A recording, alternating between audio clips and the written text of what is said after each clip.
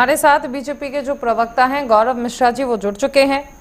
गौरव जी, देखिए, अभी आपसे जुड़ने से पहले कांग्रेस के जो प्रवक्ता, उन्होंने तमाम बातें कही। आज राहुल गांधी ने तमाम आरोप लगाए हैं, चुनाव आयोग को सवालों के घेरे में खड़ा कर दिया है कि देखिए यहां पर फर्जी वोटर्स हैं, नए नए वोटर्स ऐड हुए हैं, इतने लोगों के वोट्स काटे गए हैं। लेकिन अगर हम चुनाव आयोग की बात करें तो विपक्ष लगातार चंडीगढ़ इलेक्शन पर जाता है, मेयर इलेक्शन 2024, जहां पर जो पीठासीन अधिकारी हैं वो खुद बीजेपी के पक्ष में वोट कर रहे थे। यहां तक कि जो 8 वोट आम आदमी पार्टी और कांग्रेस के थे, उन्हें रद्द कर दिया गया। बाद में सुप्रीम कोर्ट को कहना पड़ा था कि लोकतंत्र की हत्या कर रहे हैं और बकायदा ये कहा था कि ऐसे मामले में केस दर्ज किया जाना चाहिए। सुप्रीम कोर्ट के आदेश पर विपक्ष का जो कैंडिडेट था उसे जिताया गया।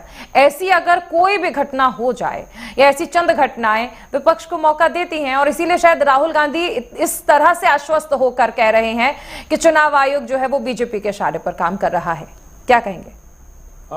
देखिए चारुल जी, मुझे लगता है कि कांग्रेस पार्टी को कोई नैतिक दायित्व नहीं है इस तरह के आरोप लगाने का। इंदिरा जी को ने चुनाव में धांधली की थी, जिसका आरोप लगा था, मुकदमा चला, मुकदमा हार गई, यानी कि वो सिद्ध हो गया आरोप, और इमरजेंसी लगाया उसके बाद उन्होंने देश के ऊपर। तो किस तरह से चुनाव आयोग का दुरुपयोग किया जाता है उसकी तो एक लंबी फेहरिस्त है जो कांग्रेस के साथ जुड़ी हुई है। जब कांग्रेस पार्टी अनवरत लगातार जनता का विश्वास जीत नहीं पा रही है, चुनाव दर चुनाव हार रही है, वहीं वोटर लिस्ट जब झारखंड में बढ़ता है तो उनके लिए सुकून का संदेश लेकर के आता है, क्योंकि वहां पर चुनाव जीतते हैं, उनका इलाज जीतता है। लेकिन वहीं जब महाराष्ट्र में होता है, और महाराष्ट्र का तो स्पष्टीकरण माननीय मुख्यमंत्री जी ने महाराष्ट्र के बहुत साफ शब्दों में दिया और बहुत कैलकुलेटिव वे में दिया, जिस तरह से आज प्रेजेंटेशन दे रहे थे ना एक टीचर की तरह, उससे भी बेहतर तरीके से उन्होंने स्पष्ट कर दिया कि किस ख्याली पुलाव में हैं राहुल गांधी। उनको इन सारे एविडेंसेस के साथ, इन सारे सबूतों के साथ न्यायालय में जाना चाहिए और ये डेटा रखना चाहिए। 40 लाख वोट महाराष्ट्र में बढ़े तो वहीं 9 लाख घटे भी कम हुए। कुल 31 लाख में से 27 लाख, लगभग 76% वोट जो है वो युवाओं के बढ़े, जो फर्स्ट टाइम वोटर थे। और कैसे उन वोटर्स को इंक्लूड किया जाए उसका भी फॉर्मूला उन्होंने बताया। पहले 1 जनवरी को मानक माना जाता था, लेकिन बाद में ऐसा व्यवस्था बनाया गया कि जो जिस मंथ में 18 वर्ष का हो रहा है उस 18 वर्ष को इंक्लूड किया जाएगा। इस प्रकार युवाओं के वोटों की संख्या एक सब्सटेंशियल मात्रा में बढ़ गई।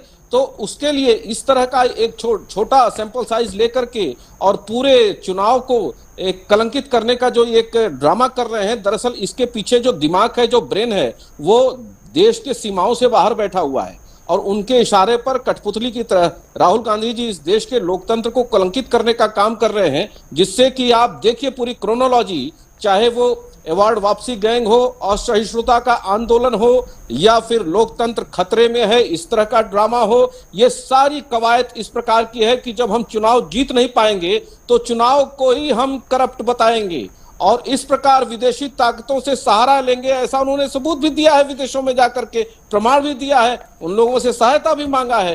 तो राहुल गांधी जी कोई भी आरोप लगा रहे हैं उनको न्यायालय में जाना चाहिए, और न्यायालय में तो इनके प्रॉक्सी गए ही है। हमारे तो प्रेस कॉन्फ्रेंस में आज संबित पात्रा जी ने स्पष्ट भी किया और न्यायालय ने उसको फेक कर दिया, सीधे जवाब दे दिया। कम से कम इनको ये सारे एविडेंस लेकर के जाने चाहिए। लेकिन देश के अंदर जो एक जो झूठा भ्रम का एक वातावरण पैदा करना चाहते हैं, देश की एजेंसियों के खिलाफ, सरकारी एजेंसियों के खिलाफ जनता के अंदर एक नफरत पैदा करना चाहते हैं, ये दुर्भाग्यपूर्ण है। क्योंकि ये चुनाव नहीं जीत पा रहे हैं, ये सत्ता में आ नहीं पा रहे हैं, तो इसका अर्थ ये हो गया कि देश की सारी एजेंसीज जो हैं वो बायस्ड हैं, वो सरकार के साथ है। दरअसल जनता आपके साथ नहीं है, जनता कांग्रेस के साथ नहीं है, इसलिए उनको सारी एजेंसियां शत्रु दिखाई दे रही है। चाहे वो सुप्रीम कोर्ट हो, चाहे वो इलेक्शन कमीशन हो, चाहे वो सीबीआई हो, सब संस्थाएं इनको लगता है कि मैं इस पर सवाल जो